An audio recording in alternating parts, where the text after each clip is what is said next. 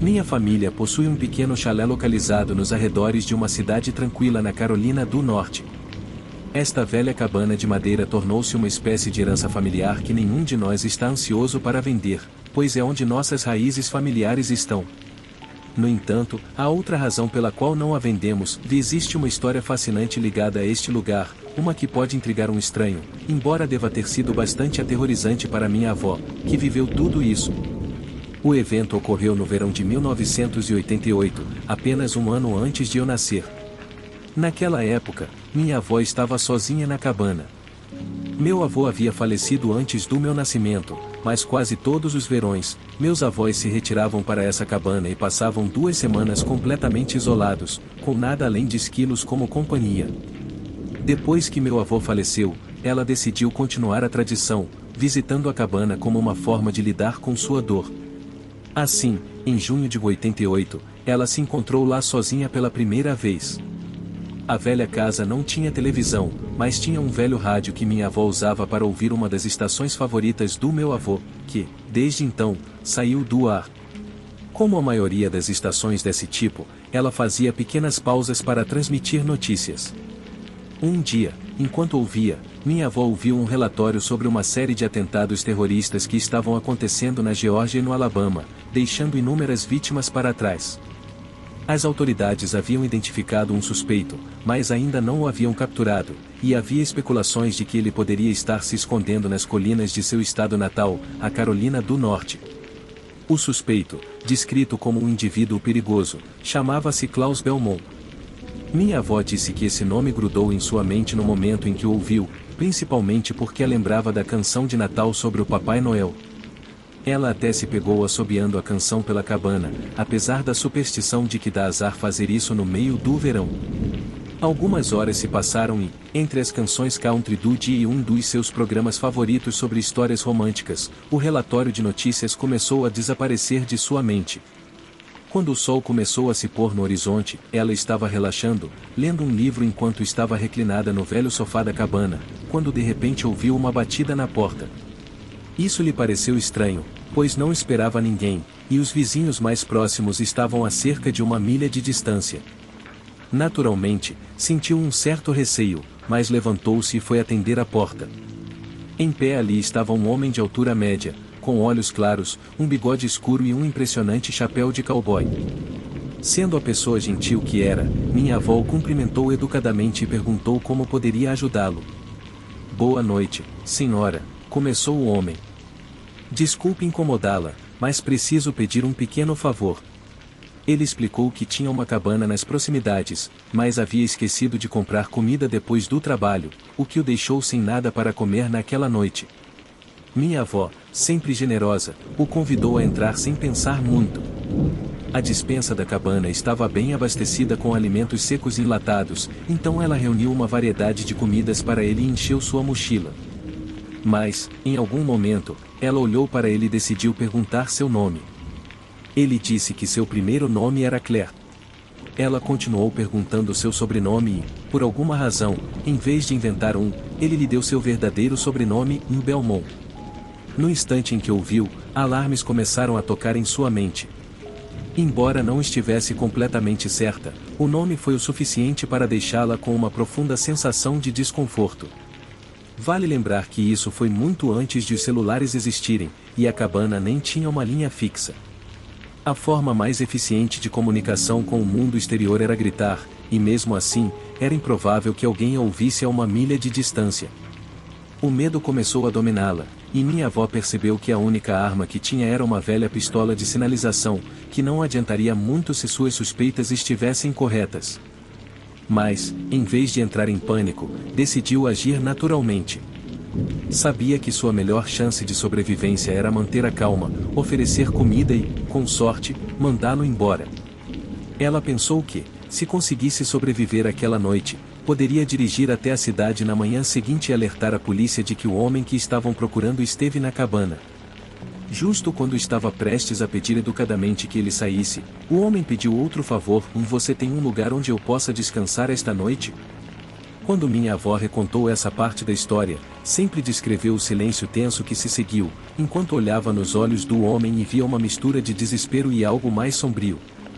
Esforçando-se ao máximo para se manter composta, ela respondeu: "Sinto muito, mas não tenho espaço para acomodá-lo." Em resposta, o homem alcançou o interior de sua jaqueta, puxou uma arma e a apontou para ela. "Eu realmente esperava que você não dissesse isso", disse ele. Naquele momento, ficou cristalino para ela que o homem à sua frente não era Claire, mas Klaus Belmont, o perigoso terrorista que ela havia ouvido no rádio. Minha avó costumava dizer que esse foi o momento mais assustador de sua vida, embora não pelos motivos que você poderia imaginar. Aos 70 anos, ela já havia feito as pazes com a morte. O que a apavorava não era a ameaça de morrer, mas a percepção de como esse homem parecia disturbidamente normal, mesmo depois de revelar sua verdadeira identidade. Apesar da gravidade da situação, Klaus permaneceu educado e até se ofereceu para ajudar com os afazeres da casa na manhã seguinte. É claro que minha avó recusou, não querendo que o FBI pensasse que ela se sentia à vontade com a permanência dele. Mas a parte mais perturbadora, segundo ela, foi como ele se referiu a si mesmo como o justo durante a oração antes do jantar, um homem que causou tanta morte e destruição. Depois do jantar, ela foi para a cama, mas Klaus ficou no sofá, acordado. Minha avó esperava que ele invadisse seu quarto a qualquer momento, mas isso nunca aconteceu. Em vez disso, por volta da meia-noite, ela ouviu o som de um helicóptero e viu uma intensa luz branca invadir a cabana. Pensou que o FBI havia chegado, mas ninguém jamais entrou.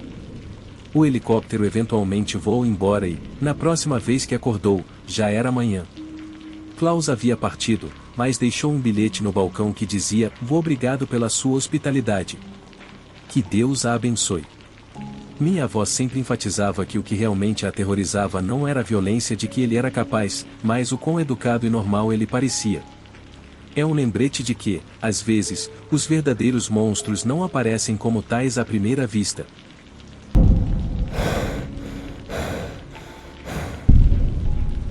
Meu nome é Robert, e a história que estou prestes a compartilhar aconteceu quando eu tinha 15 anos. Naquela época, eu vivia em uma pequena cidade com menos de 300 habitantes, verdadeiramente no meio do nada. Antes disso, passei a maior parte da minha vida morando em um apartamento na cidade com minha mãe, mas, devido a problemas financeiros, acabamos nos mudando para uma pequena casa nos arredores, que era propriedade do namorado da minha mãe. Foi minha primeira experiência vivendo em um lugar tão remoto, e eu absolutamente odiei. A propriedade para a qual nos mudamos estava situada entre uma igreja, um cemitério e uma velha escola abandonada. Você pode imaginar o quanto eu estava animado com isso. Desses lugares sinistros, a escola abandonada era mais próxima, a cerca de 20 a 30 metros de nossa casa. Agora, eu poderia facilmente preencher um livro inteiro com histórias aterrorizantes sobre aquele lugar, desde ouvir risadas de crianças no meio da noite até experimentar episódios constantes de paralisia do sono, algo que eu nunca havia vivido antes de morar lá. Mas a história que estou prestes a contar é muito mais aterrorizante do que essas experiências. Não havia internet nessa cidade, o que era um pesadelo para mim. Eu vinha da cidade, onde passava a maior parte do meu tempo livre assistindo ao YouTube e jogando online. Nunca fui muito sociável, então, quando nos mudamos para esse lugar isolado, não tive escolha a não ser me entreter com os poucos jogos que ainda estavam instalados no meu computador ou assistindo os mesmos 10 DVDs repetidamente. Na noite do incidente, era cerca de 3 horas da manhã. Todos os outros já estavam dormindo, mas eu havia permanecido acordado jogando um velho jogo de Hitman que eu havia instalado antes da mudança. Eu estava com os fones de ouvido, então não conseguia ouvir nada ao meu redor. Mas, em algum momento, pausei o jogo e pensei que ouvi algo. Parecia o barulho de folhas sendo mexidas no quintal perto da minha janela. Tirei os fones de ouvido, caminhei até a janela e olhei para fora, mas não vi nada. Meu quarto ficava no segundo andar, logo acima da cozinha, que estava conectada à porta que levava ao alpendre dos fundos. Depois daquele breve ruído, tudo ficou em silêncio. Eu já estava me sentindo um pouco inquieto, mas esse silêncio foi logo quebrado pelo latido frenético de nossos cães lá fora, ecoando pela casa. Alarmado, corri para as escadas para encontrar minha mãe e seu namorado, cujo quarto ficava no porão, o que significava que eu teria que passar pela cozinha para alcançá-los. Quando cheguei ao fundo das escadas, perto da cozinha, ouvi batidas e gritos vindo do alpendre dos fundos, onde os cães estavam latindo. Congelando, apavorado, não queria me mover e correr o risco de ser visto por quem estivesse lá fora. Felizmente, minha mãe e seu namorado ouviram a confusão também, e ele subiu do porão ao mesmo tempo em que eu chegava à cozinha.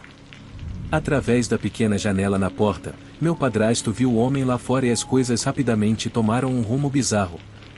O homem estava completamente ensanguentado, era uma das cenas mais perturbadoras que já presenciei. Ele estava coberto de sangue da cabeça aos pés, mas não parecia ferido, apenas desesperado.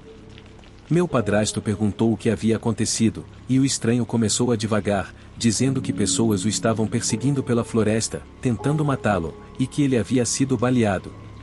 Ele implorou para que o deixássemos entrar para se esconder e usar nosso telefone. Meu padrasto, tentando avaliar a situação, pediu ao homem que se afastasse da porta e mostrasse onde havia sido baleado. Mas o homem mudou sua história, agora dizendo que o sangue não era dele, mas de seu parceiro, alguém que ele não havia mencionado até aquele momento. Ele começou a balbuciar incoerentemente, e foi então que meu padrasto lhe disse para ir embora e fechou a porta em sua cara. Foi nesse momento que as coisas tomaram um rumo ainda mais sombrio. O homem começou a bater na porta freneticamente, suas súplicas se transformando em ameaças. Ele chutou a porta e gritou que ia matar meu padrasto.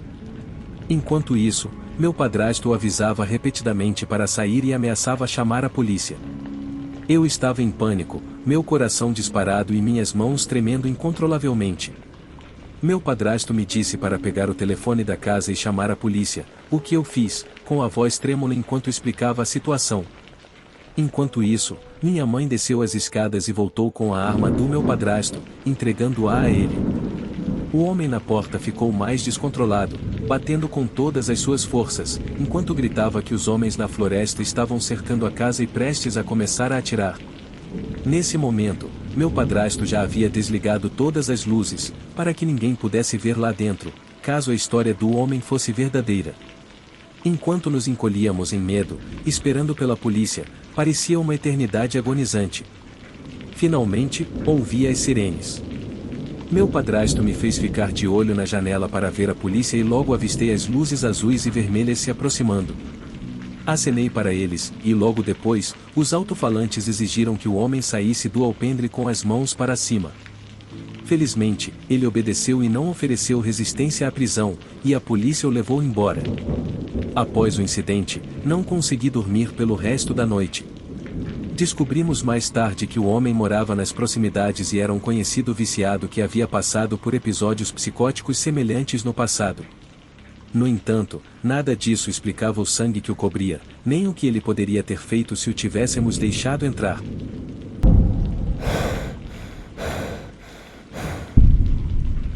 Meu nome é William, mas a maioria das pessoas me chama de Will. Eu moro em uma pequena cidade agrícola no Texas, a cerca de 20 minutos da cidade mais próxima por estrada. A história que estou prestes a compartilhar aconteceu logo após eu completar 18 anos. Antes de tudo isso acontecer, eu tinha ido até a cidade experimentar um novo restaurante de sushi que havia sido inaugurado recentemente, e que rapidamente se tornou um dos meus favoritos. Depois disso, em vez de ir direto para casa, decidi passar na casa da minha avó.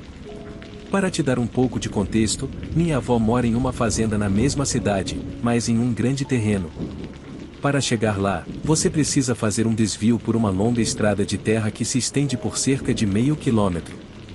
Cheguei por volta das 21 horas, cumprimentei minha avó e meu irmão, que mora com ela, e passei um tempo lá. Eu tinha feito isso com frequência desde que meu avô faleceu, só para fazer-lhe companhia. Por volta das 22h30, meu irmão e eu levamos o cachorro da minha avó para fazer xixi, e depois ficamos sentados do lado de fora ouvindo música e conversando. Começou a ficar frio, o que era incomum para o Texas, mas o clima tinha estado estranho, quente durante o dia e quase congelante à noite. Quando estávamos prestes a entrar, percebi algo se movendo perto do grande galpão de metal, a algumas centenas de metros da casa. Inicialmente, não pensei muito nisso, frequentemente vemos guaxinins ou cervos por ali, e como o cachorro não estava latindo, imaginei que não era nada, talvez apenas minha visão me pregando peças. Finalmente, voltamos para dentro, e minha avó foi para a cama por volta das 23 horas, deixando meu irmão e eu jogando videogame. Por volta das 2h30 da manhã, eu estava exausto e pronto para ir para casa, então pedi ao meu irmão que me acompanhasse até a porta para garantir que eu chegasse ao carro. Eu sempre fico um pouco paranoico à noite, especialmente quando estou dirigindo sozinho. Ele brincou comigo sobre isso, mas concordou em me acompanhar. Depois de apagar as luzes e sair, pude sentir aquela sensação usual de inquietação se aproximando. Não tenho certeza do porquê, mas sempre me sinto assim quando dirijo à noite. Talvez seja o medo de que algo ruim aconteça ou talvez seja o desconhecido espreitando nas sombras. Pode ser apenas uma fobia do escuro, mas, de qualquer forma, isso sempre acontece. Pedi insistentemente ao meu irmão que me acompanhasse até o carro, o que ele finalmente fez. Entrei, tranquei as portas e comecei a dar ré. Quando me virei para a estrada de terra, percebi no meu retrovisor que as luzes da varanda haviam se apagado. Dirigi para casa, o que levou apenas cerca de 10 minutos, preparei um pouco de sorvete e me acomodei para assistir YouTube. Cerca de 15 minutos depois, meu irmão me fez uma videochamada. Atendi, e logo percebi que algo estava errado. Ele estava claramente assustado, mas não disse nada imediatamente. Perguntei o que estava acontecendo. Aqui está minha melhor tentativa de resumir o que meu irmão me contou. Depois que eu saí, ele voltou para fora para ouvir música na varanda. Ele estava com o volume bem alto, o que geralmente abafava qualquer barulho da floresta próxima. Alguns minutos depois, no entanto, ele ouviu o que parecia ser metal sendo atingido. Ele pausou a música e ouviu atentamente, olhando em direção ao galpão de barcos, a algumas centenas de metros de onde estava sentado. Ele viu uma luz fraca piscar, mas ela se apagou quase imediatamente. Sentindo-se inquieto, ele entrou silenciosamente e fechou a porta atrás de si. Em vez de acordar nossa avó, ele foi direto para o quarto, pegou a revólver dela e voltou para fora. Uma vez lá fora, ele notou a luz novamente, que se apagou tão rapidamente quanto antes. Ele caminhou até a beirada da varanda, com a revólver na mão, e olhou em direção ao galpão de barcos. A única luz iluminando a área era o brilho fraco da casa. Com sua voz mais intimidadora, ele chamou: "Quem está aí?" Não houve resposta, apenas um leve toque, confirmando que alguém estava realmente lá. Agora, lembre-se de que isso estava acontecendo no meio da zona rural, em uma cidade com pouco mais de 1000 habitantes, e a casa mais próxima, do outro lado do lago, ficava a quilômetros de distância.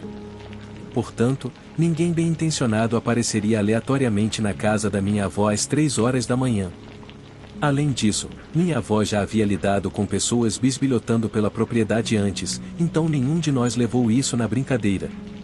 Por algum motivo, meu irmão não ligou para a polícia, mas considerando que só havia um policial na cidade e que levaria pelo menos 30 minutos para chegar, acho que isso faz sentido. Meu irmão continuou chamando a pessoa para se mostrar, pedindo insistentemente. Ele mais tarde admitiu que estava praticamente tremendo quando uma figura alta e magra saiu do galpão de barcos, segurando uma lanterna.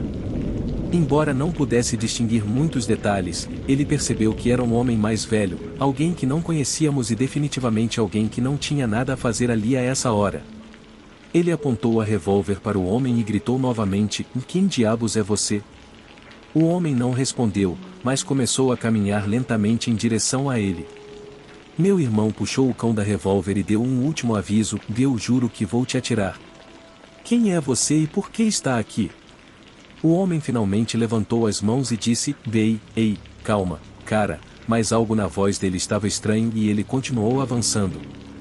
Meu irmão disparou um tiro de advertência logo acima da cabeça do homem, o que fez o estranho parar e perceber que meu irmão não estava brincando. O homem rapidamente virou-se e saiu correndo pela entrada da garagem. Meu irmão gritou para ele: "E na próxima vez, eu não vou errar." Então, ele correu para dentro e acordou minha avó, que havia conseguido dormir durante toda a situação. Ela não parecia preocupada o suficiente para chamar a polícia. Tudo o que consegui pensar após ouvir isso foi sobre quais eram as reais intenções do homem. Ele era apenas um viciado tentando roubar ferramentas ou algo mais sinistro? E quantas vezes isso havia acontecido enquanto minha avó e meu irmão estavam dormindo, sem que nós soubéssemos? Por fim, não consegui deixar de me perguntar o que poderia ter acontecido se meu irmão tivesse apagado as luzes da varanda e trancado as portas após eu sair.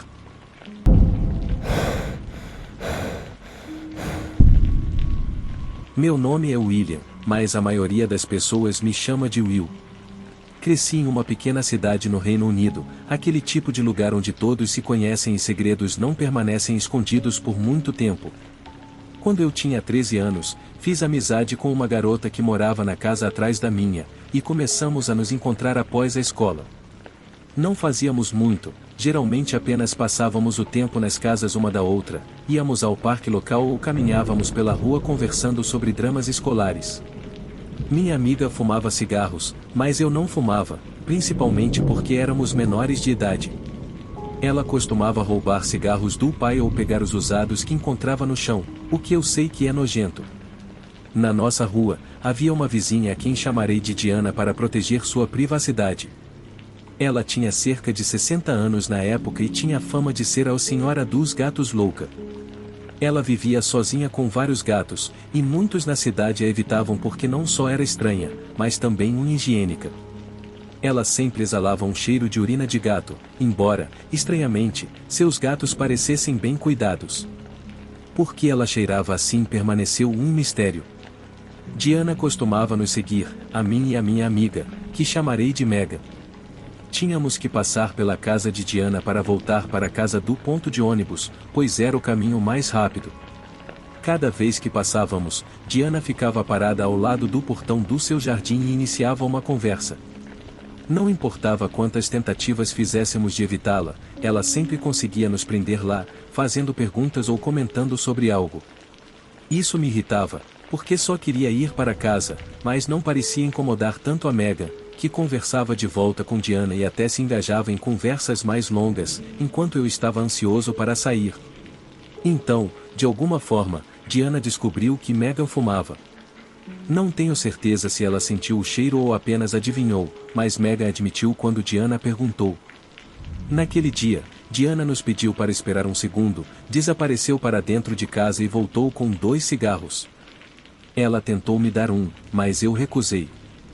Então, ela entregou ambos a Megan, sorriu e disse, mais para você. Eu me senti desconfortável, mas não queria fazer um grande alarde na hora. Agora, não sou homofóbico, mas todos na cidade diziam que Diana era lésbica, e dada sua atitude, comecei a me perguntar se seu interesse em nós, especialmente em Megan, era algo mais sinistro. A situação ficou estranha, principalmente porque ela estava oferecendo cigarros a uma garota de 13 anos para fazê-la se sentir especial. Megan não parecia achar nada estranho, pelo contrário, ela achava que Diana era apenas legal ou por ser hippie. Diana havia nos contado que fumava na adolescência também, então, para Megan, tudo parecia inofensivo. Eu não estava convencido, mas não disse nada a ninguém, não querendo que Megan se metesse em problemas com os pais. Certa noite, por volta das 17 horas, que estava próxima do nosso horário de toque de 19 horas às 20 horas, Megan e eu estávamos sentadas em alguns degraus cobertos de musgo que serviam como um atalho para nossas ruas. Esses degraus eram isolados, com arbustos grossos de cada lado, embora houvesse uma casa próxima.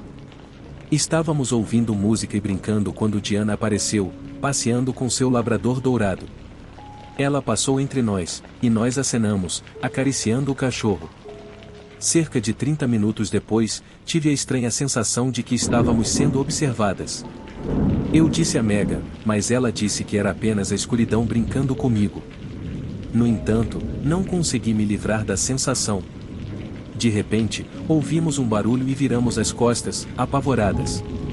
Emergindo dos arbustos estava uma figura encapuzada, Diana. Ela estava nos observando de escondido o tempo todo, seu cachorro não estava à vista. Megan gritou "Corre", e nós saímos em disparada, subindo a colina até minha casa, assustadas e sem fôlego. Quando finalmente paramos, eu disse a Megan que Diana estava nos espionando. Não era a primeira vez que eu sentia que estava sendo observada, de na escola, no parque, até na casa da Megan, agora eu sabia que era Diana o tempo todo. Depois daquela noite, tomamos um caminho diferente para casa e evitamos Diana completamente. Com o tempo, Megan e eu acabamos nos afastando, mas até hoje acredito que Diana estava tramando algo. É inapropriado para um adulto dar cigarros a crianças, quanto mais espionar elas. Eu só fico aliviada por termos saído dessa situação ilesas.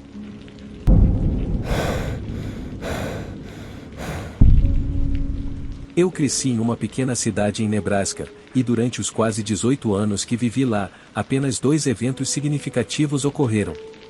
O primeiro, e provavelmente o melhor, foi meu próprio nascimento. Não que eu seja particularmente especial, mas, obviamente, para mim, foi uma grande coisa. O segundo, e talvez o mais trágico, foi quando Chris Baldwin se incendiou em sua garagem.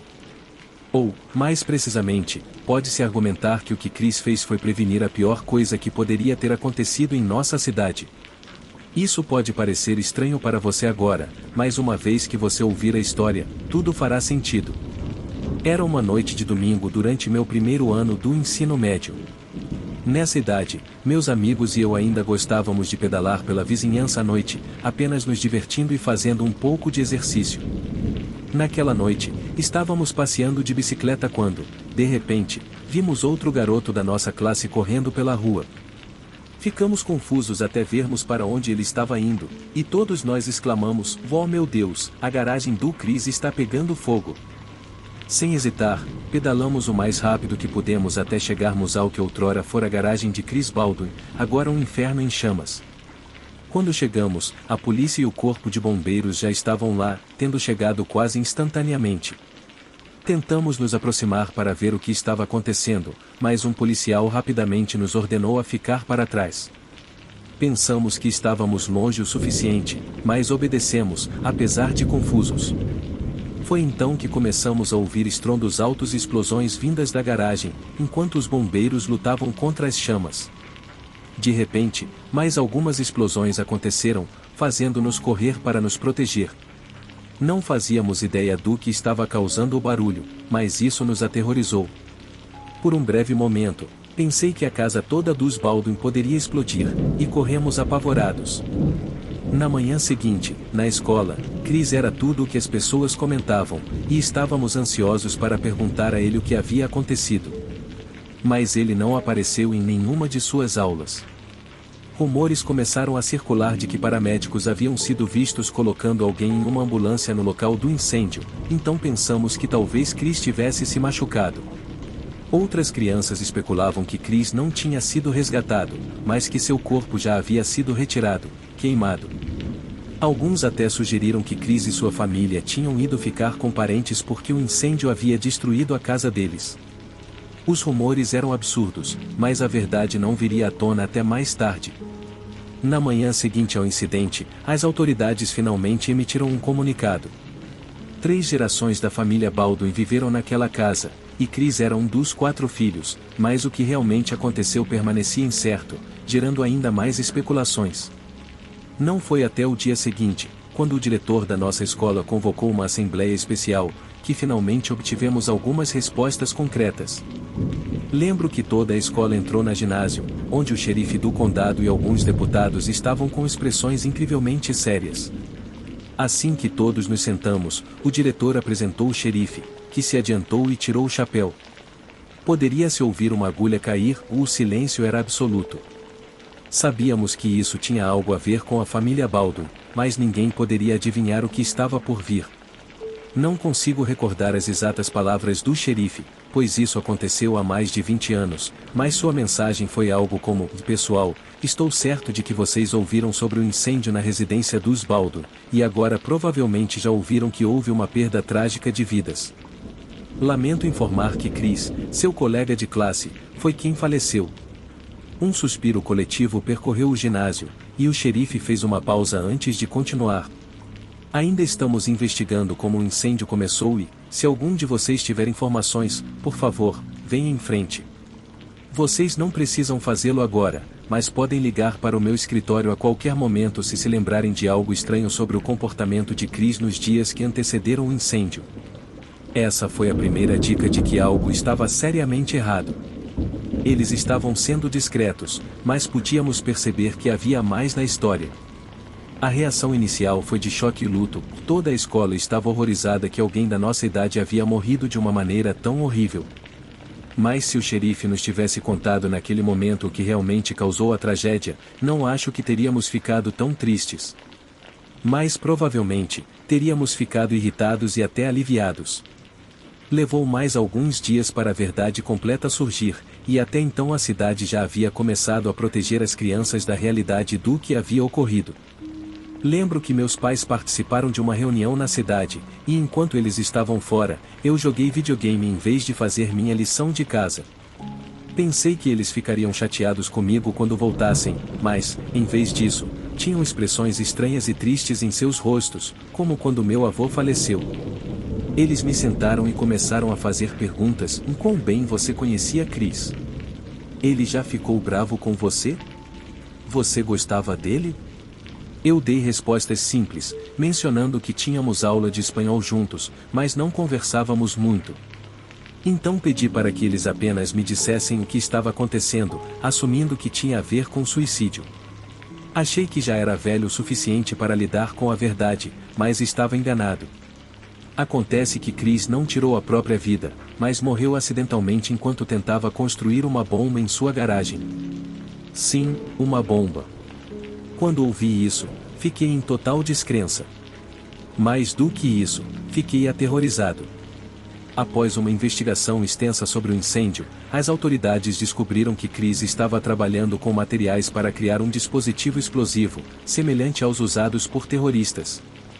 Quando descobriram seu diário, revelaram seu plano arrepiante de explodir nossa escola. A cidade ficou completamente atônita quando essa informação se tornou pública, ou ninguém havia previsto isso, e o mal por trás disso era inconcebível. Chris havia escrito em seu diário sobre seu profundo ódio por certos colegas e suas fantasias de destruição. Embora não estivesse claro se ele havia sido intimidado ou se simplesmente guardava essa raiva por conta própria, de qualquer forma, era perturbador. Sem dúvida, essa permanece a experiência mais aterrorizante da minha vida, e levei anos para processar completamente a realidade do que aconteceu.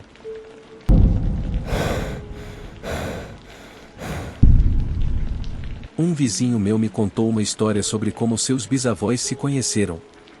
Esta história não conterá muita emoção, considerando que eu não estava lá.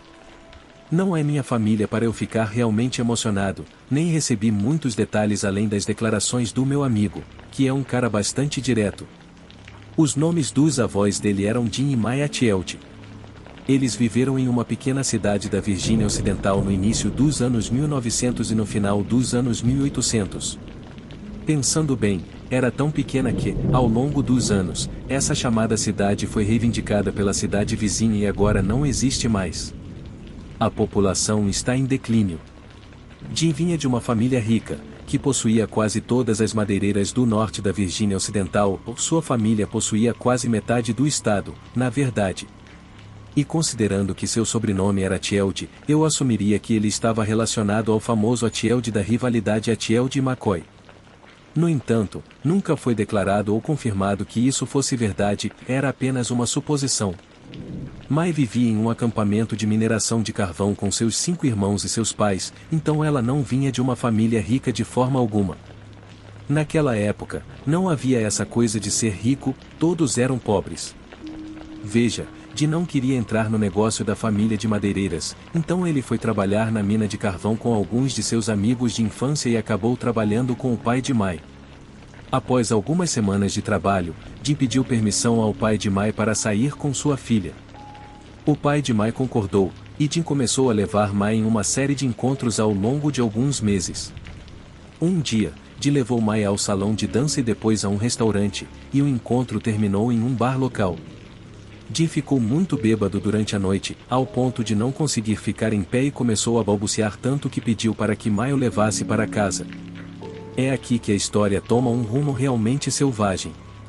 No caminho para casa, um homem apareceu bem na frente de Mai, e ela não conseguiu frear a tempo.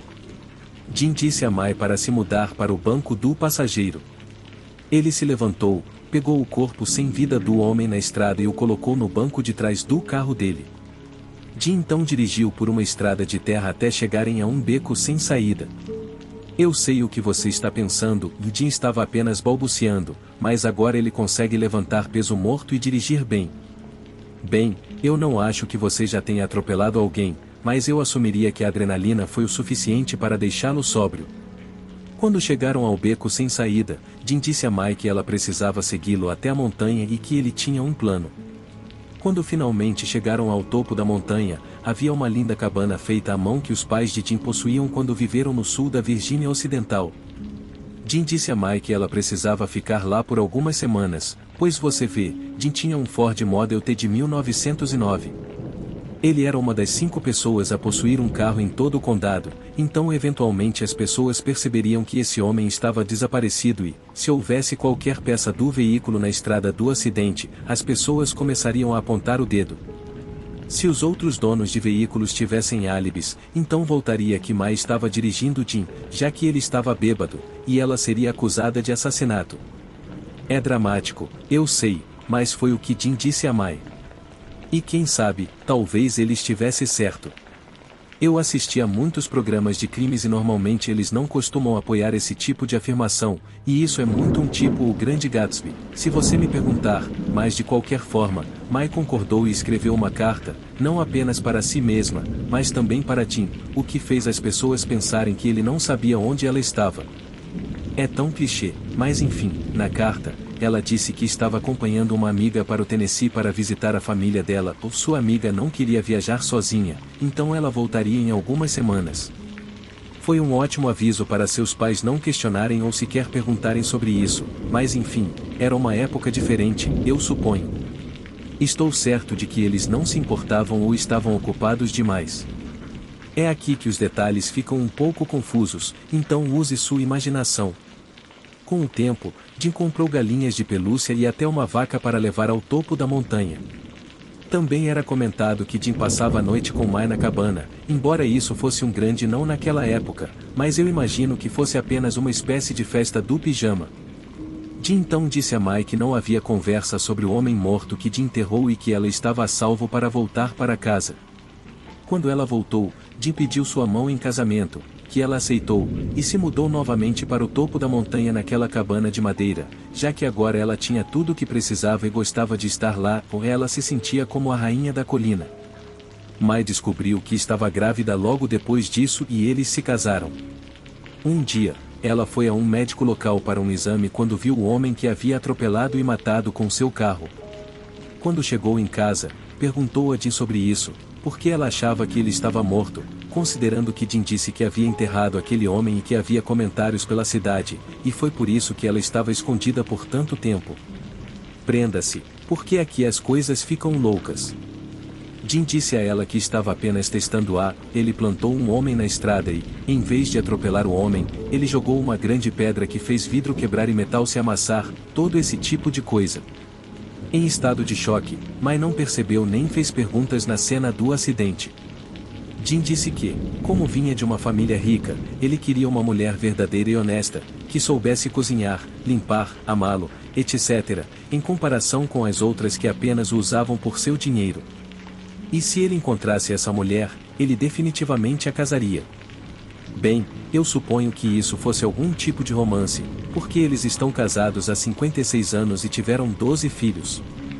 Se ser enganado ao pensar que matei um homem para que alguém pudesse me isolar apenas para testar minhas habilidades para o casamento é classificado como romance, então eu fico feliz que o romance esteja morto.